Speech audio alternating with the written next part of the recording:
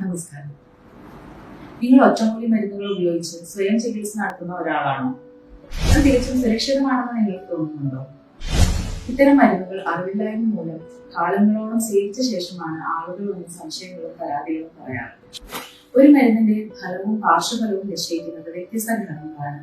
ഏത് മരുന്ന് എപ്രകാരം കഴിക്കുന്നു, എത്ര കാലം കഴിക്കുന്നു തുടങ്ങിയവ. ജനങ്ങൾക്ക് പൊതുവെ വിശ്വാസമുണ്ട് എല്ലാ ഒറ്റമൂലികളും ആയുർവേദമാണ്.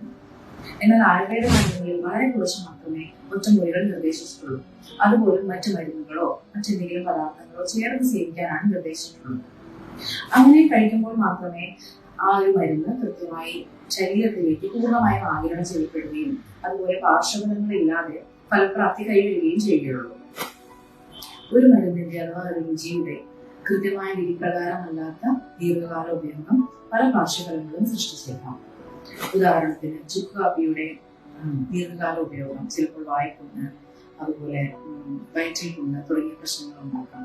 ചില മരുന്നുകളുടെ ഉപയോഗം BP fall, sugar fall, uric acid problem തുടങ്ങിയവയിലേക്ക് നയിക്കാം.